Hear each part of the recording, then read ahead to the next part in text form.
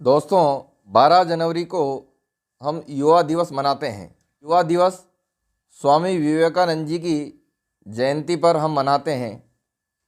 तो आइए थोड़ा सा प्रकाश उनके जीवन पर डालते हैं और उनसे कुछ सीख लेने की कोशिश करते हैं। स्वामी विवेकानंद जी का व्यक्तित्व कैसा था?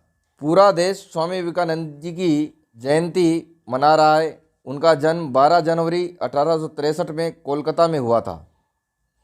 उनके विचार आज भी युवाओं को प्रेरणा से भर देते हैं। स्वामी विवेकानंद की बातों को सुनकर किसी भी निराश व्यक्ति के जीवन में उदासी दूर हो सकती है। उनके विचार लोगों के मन को अत्यंत और अनंत ऊर्जा से भर देते हैं। उन्होंने अपने समय में कहा था कि मैं आज जो कुछ भी देखकर जा रहा हूँ वह 1000 वर्षों की खुराक है। ये इस खास मौके पर जानते हैं इस महान प्रतिभा के स्वामी रहे विवेकानंद जी के जीवन से जुड़ी कड़ी की अहम बातें जो अच्छे जीवन को एक नई दिशा देगी। अंग्रेजी भाषा में इतने माहिर थे स्वामी विवेकानंद। स्वामी विवेकानंद का घर का नाम नरेंद्र दत्त था। उनके पिता श्री विश्वनाथ दत्त पाश्चात्य सभ्यता को पसंद करते थे। यही वजह रही कि वह अपने पुत्र नरेंद्र को भी अंग्रेजी सिखाकर पाश्चात्य सभ्यता सिखाना चाहते थे। नरेंद्र बचपन से ही बड़े बुद्धिमान थे। उनके मन में बचपन से ही परमात्मा को पाने की प्रबल लालसा थी। यही वजह है कि वो सबसे पहले ब्रह्म समाज की तरफ आकर्षित हुए, लेकिन उनके चित्त को वहाँ संतोष नहीं मिला। सन 1884 में पिता विश्वनाथ दत्त की मृत्यु के बाद घर का भार नरेंद्र पर पड़ गया। अत्यंत गरीबी में भी नरेंद्र घर आए अतिथि का बहुत सम्मान करते थे। वो स्वयं भूखे रहकर अतिथि को भोजन कराते, स्वयं बाहर वर्षा में रात भर भीगते ठिठुरते पड़े रहते और अतिथि को अपने बिस्तर पर सुला देते थे। जब गुरुजी को समर्पित कर दिया जीवन, रामकृष्ण परमहंस की प्रशंसा सुनकर एक बार नरेंद्र उनके पास तर्क करने की इच्छा से पहुंच गए। परमहंस जी ने जैसे ही विवेकानंद को देखा वो जान गए कि ये तो वही शिष्य है जिसका उन्हें काफ़ी लंबे समय से इंतज़ार था। परमहंस जी की कृपा से स्वामी जी को आत्म साक्षात्कार हुआ। संन्यास लेने के बाद स्वामी जी का नाम विवेकानंद हो गया, जिसके बाद स्वामी विवेकानंद ने अपना जीवन अपने गुरु स्वामी रामकृष्ण परमहंस को समर्पित कर दिया जब गुरुजी शरीर को त्यागने वाले थे।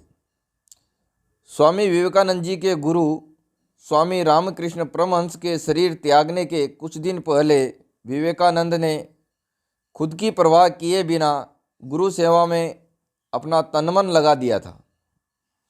उनके गुरु को कैंसर होने की वजह से उनका गले से थूक, रक्त, कफ आदि निकलता था, लेकिन विवेकानंद सबकी सफाई बहुत मन लगाकर करते थे।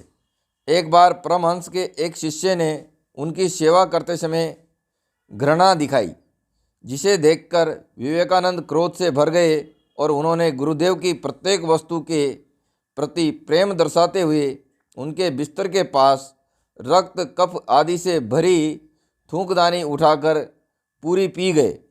ये था स्वामी विवेकानंद जी का गुरु के प्रति समर्पण। जब एक फकीर ने बचाई थी विवेकानंद जी की जान। अब देखिए आगे। अगस्त 1890 में अपनी हिमालय यात्रा के दौरान स्वामी विवेकानंद और स्वामी अखंडानंद नैनीताल से पैदल अल्मोड़ा की तरफ चल पड़े। खेरना से कुछ दूर आगे काकड़ी घाट में पीपल के पेड़ के नीचे स्वामी विवेकानंद तपस्या करने बैठे। यही वो जगह थी जहां उन्हें ज्ञान की प्राप्ति हुई थी। इसके बाद दोनों पैदल अल्मोड़ा के लिए निकल पड़े। अल्मोड़ा से कुछ दूर चलते हुए करबला कब्रिस्तान के पास स्वामी जी भूख व थकान की वजह से अचेत हो गए, जिसके बाद पास में ही रहने वाले एक फकीर ने उन्हें खीरा खिलाया। खीरा खाते ही स्वामी विवेकानंद अपनी चेतना में लौटे। बताते हैं कि अमेरिका के धर्म सम्मेलन से लौटने के बाद स्वामी विवेकानंद जब दूसरी बार अल्मोड़ा पहुँचे तो उनका अभूतपूर्व स्वागत हुआ।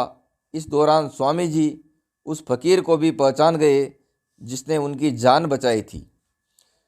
स्वामी जी उसके पास गए और उसे 2 रुपये भी दिए। अल्मोड़ा में स्वामी विवेकानंद 2 बार खजांची मोहल्ला में लाल बद्री शाह के मेहमान बनकर कुछ दिन रुके। इस घर को देखने आज भी काफ़ी संख्या में पर्यटक पहुंचते हैं।